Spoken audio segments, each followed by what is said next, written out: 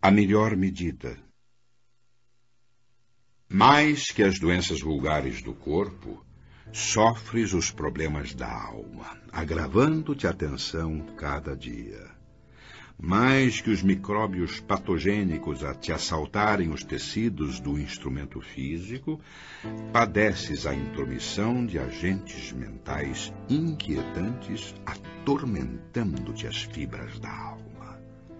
Levantas-te cada manhã, muita vez, com as lutas da véspera, e antes que se te reharmonizem as forças, cambaleias mentalmente ao impacto da irritação de familiares incompreensivos. Prestas longas explicações a benefício da tranquilidade ambiente. Contudo, mal terminas o arrazoado afetuoso, há quem te malsine a palavra, complicando as questões em torno. Movimentas correção e sinceridade, honrando os próprios deveres. Todavia, quando te julgas a cavaleiro de toda a crítica, aparece alguém arrastando-te o coração ao mercado da injúria. Empenhas carinho e abnegação no cultivo do amor ao lado de alguém. Contudo, quando te crês em segurança no caminho do entendimento, observas que a ingratidão te envenena os melhores gestos. Entretanto, à frente de toda dificuldade, não te lastimes nem desfaleças.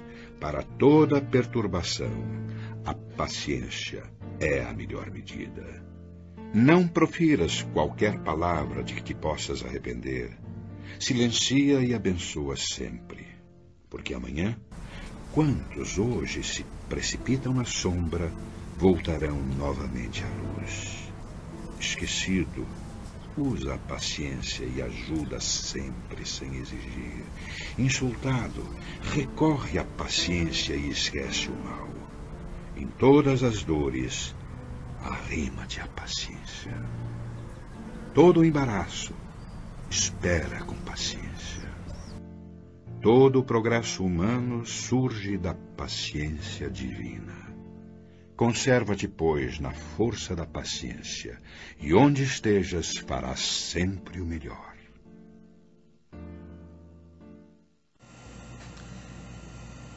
Há 20 anos, eu conheci uma senhora no abrigo de São Francisco, na cidade do Cabo de Santo Agostinho, Pernambuco, Brasil, cidade onde eu nasci, me criei, vivi boa parte do tempo. Eu visitava aquele abrigo toda semana. Toda semana eu encontrava aquela senhora lá. Ela estava sempre em atividade, tomando conta como voluntária dos idosos, principalmente das idosas, das senhoras, porque era dividida em 2 pavilhões em atendimento aos idosos e às idosas. Ela estava sempre ocupada, quase não tinha tempo para a gente conversar, porque me despertou a curiosidade de poder falar com ela, e em parte eu soube da vida dela por ela, em parte por outra pessoa. Uma outra pessoa com quem eu conversei e que eu perguntei, me respondeu: ela está aqui há mais ou menos uns 6 anos. Todos os dias ela vem, passa a manhã toda aqui e no final da manhã ela vai embora. Mas quem é ela? Bom, o nome a gente não sabe. Ela prefere não dizer o nome. Pergunte a ela como é que ela se chama. O detalhe que me chamou a atenção quando essa pessoa conversou comigo foi que ela nunca se queixava de nada. Estava sempre alegre, sempre levantando o astral, vamos dizer assim, o bom ânimo daqueles idosos, daquelas idosas, sobretudo aqueles mais caidinhos. Ela era um esteio, era um apoio incrível. Estava sempre de bom humor, sempre alegre, sempre muito ocupada, enfim. E isso foi para mim um motivo de inspiração na minha vida. Certo dia, ao ter contato com ela, por breve tempo, eu perguntei para ela o nome. E ela disse: meu nome, meu filho, é Felicidade. Só isso foi o que ela disse. Nunca ficava doente, pelo menos ninguém nunca se queixou, não viu ela se queixando de nada, de ter ficado doente durante o período em que estive ali convivendo com ela. Ela aparentava ter mais ou menos uns 48 a 50 anos, mas as pessoas disseram que ela já beirava os 65 e nem parecia. Era uma pessoa que estava verdadeiramente sabendo envelhecer com sabedoria. Pois bem, eu sou Alexandre Barros, trabalhador voluntário do Centro Espírita Ermelinda Lopes e quero hoje aqui com você refletir sobre a sua vida no futuro, ou seja, como haveremos de envelhecer bem, ou a arte de envelhecer com sabedoria. Esse é o título desse momento que estou aqui com você. A propósito, você está envelhecendo bem? Ou melhor, com sabedoria? Se envelhecer com sabedoria é uma arte, ora, existe arte em envelhecer? É assim? O que significa arte? Não é sorte? Uns têm mais sorte, outros menos sorte ao envelhecer? Bem, não é bem isso. Alguns podem sim ter uma condição por merecimento ou misericórdia divina de entrar na chamada terceira idade com menos dificuldades, menos desafios. Porém, convém que nós nos preocupemos conosco mesmo. E, inicialmente, eu quero já me basear nessa reflexão em Jesus. Em Jesus, no capítulo de Mateus, capítulo 6, versículos 30, na verdade o versículo 34, quando Jesus faz um alerta para nós. Ele diz assim: portanto, não se preocupem com o amanhã, pois o amanhã cuidará de si mesmo. Preocupemo-nos com o dia de hoje, porque a cada dia basta o seu mal. Será uma contradição? Jesus estava dizendo para a gente ser irresponsável com o nosso futuro? Ou não? Na verdade, não. O que Jesus estava nos dizendo era: para que nós tenhamos um bom futuro, cuidemos do nosso presente. Foi exatamente isso. A palavra mal no sentido de cuidado. Vamos ter cuidado com as traduções bíblicas, porque algumas podem passar por aberrações. E Jesus quis nos alertar: a cada dia basta o seu cuidado. Ou seja, para que nós possamos ter um futuro melhor e, em se tratando da nossa vida, da nossa saúde, para termos uma saúde na terceira idade boa, um envelhecer com sabedoria, reclamando menos cuidados, sobretudo médicos ou dos outros, que sejam parentes, cuidadores, enfim, com menos doenças, né, que é normal, digamos, as pessoas chegarem na terceira idade reclamando de muitos cuidados médicos. Então é necessário se preparar hoje. Então Jesus foi perfeito mais uma vez quando disse: a cada dia basta o seu cuidado. Ora, não tem como a gente se preocupar com o nosso futuro sem antes olharmos para o nosso presente. Essa é a lição.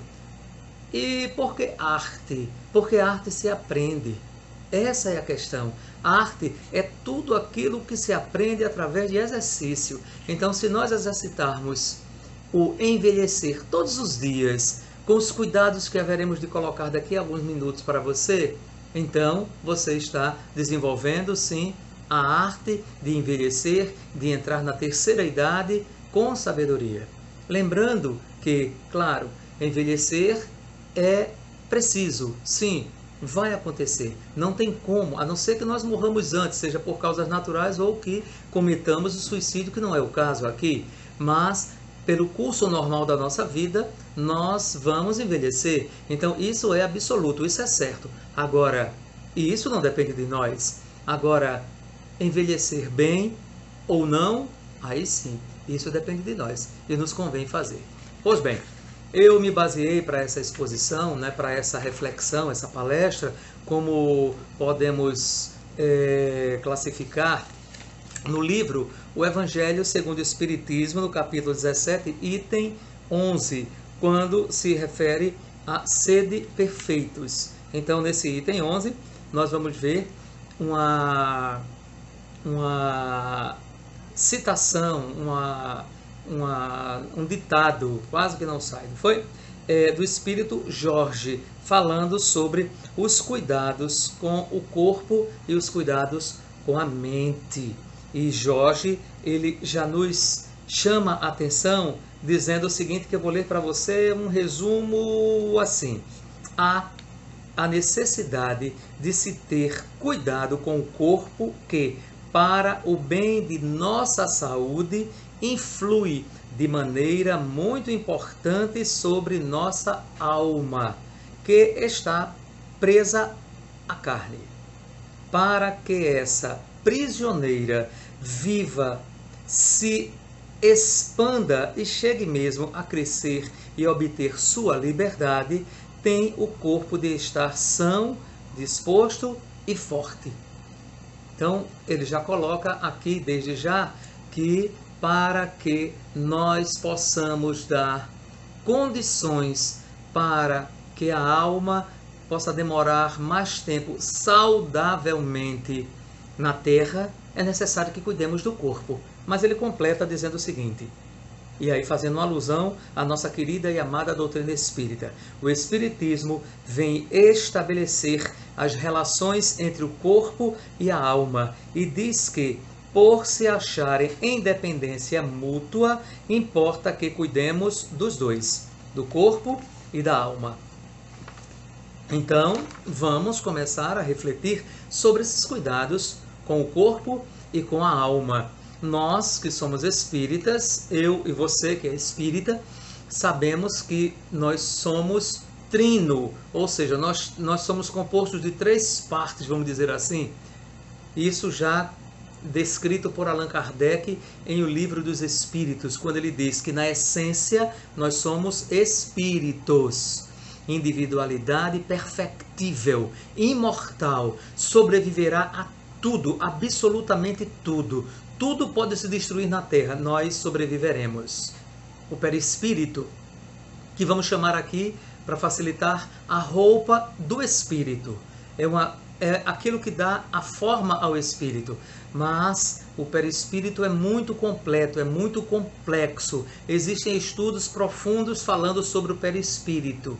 E, por fim, aquilo que vemos, tocamos, sentimos, que é a roupa do espírito com o perispírito, que é o corpo. Esse que você está vendo agora quando está me assistindo. Então, foi o que deu forma, digamos assim, ou melhor, possibilidade de o espírito habitar temporariamente na Terra o corpo. Ele é perecível, ele envelhece, ele morre, porque ele é matéria finita e ele se transforma, permanece na Terra. Porém, há as pessoas que se apegam muito à vida material, à vida na Terra, e veem só o corpo. Eles ficam no limitado, no finito, no que envelhece, no que adoece, no que morre. E aquilo que nós ligamos na terra vai ser consequentemente ligado no reino dos céus, como disse Jesus. Ou seja, se nós dedicarmos, entregarmos a nossa vida toda ao que existe na terra, nós haveremos de sofrer. Porque nós estamos, digamos assim, usando um termo bem popular, apostando todas as nossas fichas, ou melhor, dedicando toda a nossa saúde, nossa felicidade sim, a algo que se destrói, que se consome, ao tesouro que a traça arroia, o ladrão rouba e a ferrugem come, como também disse Jesus, que é este corpo. Ora, todos sabem que viemos para a terra sem nada e voltaremos para o mundo espiritual, para a nossa verdadeira pátria, sem nada também. Nós, quando viemos, nem corpo tínhamos. Esse corpo foi preparado pelos nossos pais para a nossa habitação temporária como espíritos na terra. E ao sairmos da terra, deixaremos esse corpo. Mas existem aqueles que se apegam muito a ele e sofrem por isso. Ora, nós aqui não estamos pregando desprezo ao corpo, pelo contrário, o corpo é o templo sagrado de vivência do espírito para as suas experiências evolutivas necessárias à sua perfeição. Maravilhoso, lindo. Então, nós respeitamos muito, mas muito o corpo, porque também é obra de Deus. Mas não dedicamos ao corpo a sua razão em si, não limitamos ao corpo a sua existência.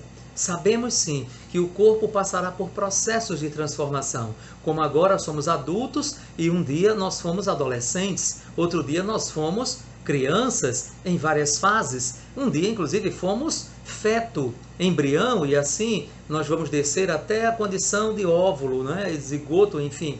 E agora estamos na idade adulta e nessa crescente, um dia o corpo vai envelhecer. Quer dizer, ele está envelhecendo, ele vai envelhecer muito mais. E em isso acontecendo, chegará a uma situação que não poderá mais ter condições de abrigar o espírito que anseia pela liberdade para fora dele.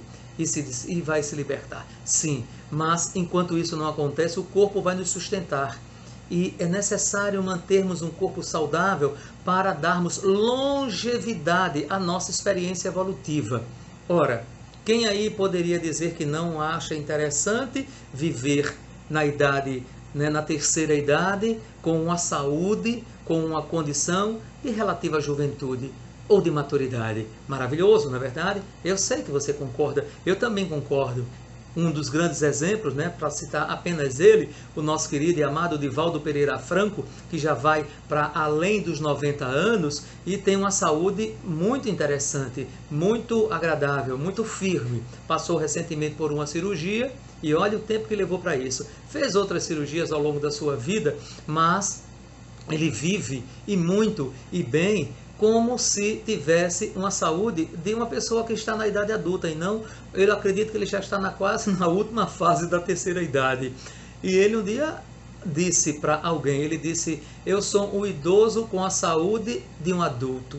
Então, por quê? O que é que Divaldo tanto faz, o que veio tanto fazendo ao longo da sua vida para experimentar uma saúde tão maravilhosa como essa? Bom, cabe a você conhecer um pouco mais sobre a vida de Divaldo Pereira Franco para saber por que ele goza dessa saúde. Não é merecimento, é também merecimento, mas é obra dele e ele merece. E nós merecemos também, basta fazermos. Pois bem, e aí eu resolvi relacionar rapidamente algumas atitudes que poderemos fazer para que os cuidados com a saúde e com a mente proporcione essa longevidade ao nosso corpo enquanto nele estiver. Eu coloquei para você e que serve para mim também o seguinte: preparar-se para envelhecer nos primeiros anos da nossa vida. Claro que não é mais o meu caso, certamente não é o seu, mas ainda estamos na idade adulta, se é o caso, então que nos preparemos, continuemos nos preparando, porque esse é o ponto, é preparar-se para a idade idosa ou a terceira idade, quando ainda somos jovens ou adultos. Esse é o ponto que eu quero chegar.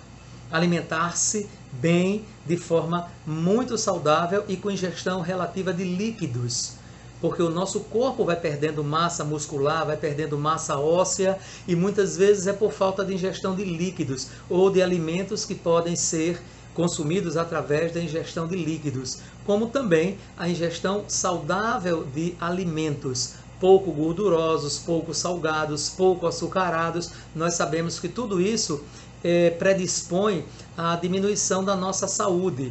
A glicose alta, o colesterol alto, a pressão alta, tudo isso são as chamadas comorbidades muito comuns para a terceira idade. E se nós pudermos fazer uma dieta de alimentos com pouca gordura, gordura que é prejudicial, com pouco açúcar, com pouco sal, será muito bom, será muito recomendável a alimentação com frutas, com verduras, enfim, é esse caminho a ser seguido. Isso não é novidade para ninguém. O que eu estou dizendo para você, a doutrina espírita nem precisa dizer, porque os médicos, os nutricionistas, de uma forma geral, já nos recomendam. Como também exercícios físicos regulares.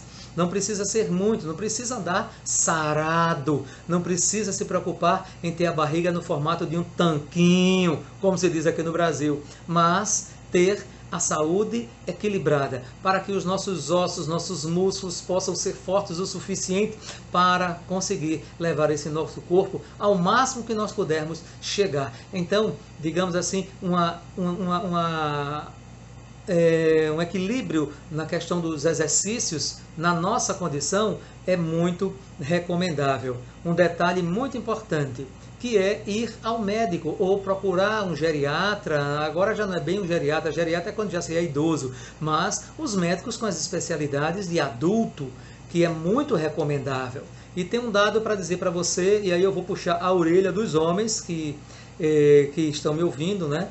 Que é o fato de que o homem, isso não sou eu que estou dizendo, são os médicos que dizem. Ainda essa semana eu escutei na rádio falando sobre isso. Os homens são muito arredios ao médico, a buscar um médico. Eles não gostam de médico. Eu não sei se é porque ficaram mal acostumados. E outra, quando marcam uma consulta médica, geralmente é a esposa, é a filha, é a mãe, seja quem for, que marca as suas consultas. Eles não sei se é aquele lado de achar que homem é o sexo forte, que nada. É o sexo mais fraco que tem, porque nem isso cuida. Então, tenha cuidado com você, porque existem doenças que são próprias da idade avançada, como é o caso da doença da próstata. No caso do homem, estou falando do homem aí nesse caso. Dedicar-se ao trabalho profissional, ao trabalho voluntário. Lembra daquela senhora chamada de Felicidade, lá no abrigo de São Francisco? Ela uma vez me disse, eu achei muito engraçado, porque quando alguém disse que ela raramente ficava doente, eu achei que na verdade foi assim, uma brincadeira. Quando eu perguntei a ela, eu disse, mas Felicidade, você nunca fica doente? Ela disse, eu tenho tempo, meu filho. Achei isso muito incrível. Eu não tenho tempo de ficar doente. Ela quer dizer, em outras palavras, que não tinha tempo para se preocupar consigo, porque a sua saúde estava sendo resguardada pelo cuidado que tinha com os outros. Então foi assim a forma que ela conseguiu, digamos assim, ela encontrou de envelhecer com saúde. E ela não é só, né, um único exemplo. Eu posso citar para você dois exemplos maravilhosos e belíssimos digamos assim, no mundo religioso, né, na Igreja Católica, que é Madre Teresa de Calcutá, lá na Índia, uma senhora que chegou à idade, né, à terceira idade, com uma saúde de ferro para suportar, para lutar contra todas as adversidades, inclusive econômicas, políticas, sociais, enfim. E um outro exemplo belíssimo, muito próximo de nós, recentemente, né, se tornou a Santa Dulce dos pobres, sim, a Irmã Dulce da Bahia. Ela nem deitar conseguia mais, para você ter ideia, ela não dormia mais deitada, dormia sentada, porque se dormisse deitada ela poderia morrer sufocada. Então ela dormia sentada com um balão de oxigênio do lado, para de vez em quando tomar ar, porque já não conseguia mais. Porém, isso já estava numa idade muito avançada, e mesmo assim, um dia antes de ela desencarnar, vamos dizer assim, ela tinha dado assistência às pessoas e foi dormir e não acordou mais. Então veja a que se dedicam os espíritos encarnados que verdadeiramente estão sabendo envelhecer com sabedoria, se dedicando ao trabalho voluntário, se dedicando ao próximo.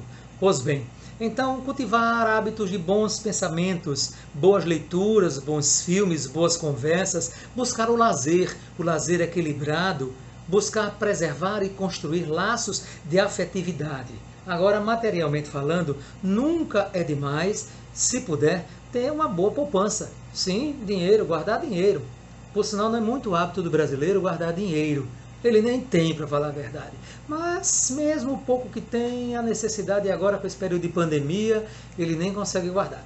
Mas tente fazer o possível para guardar um dinheirinho para o futuro. É nesse sentido também que nós recomendamos cuidar do mal ao que Jesus se referiu, né, simbolicamente, nos dias de hoje. Então guarde um dinheirinho para mais tarde, digamos, dedicar esse dinheiro ao pagamento de um cuidador, ao pagamento de um medicamento especializado, de uma alimentação melhor, de um plano de saúde. No Brasil, infelizmente, né, nós, de uma forma geral, somos muito maltratados na saúde pública, e privada é quase um sonho de consumo para pouca gente. Então, que guarde um dinheirinho para quando vier este momento.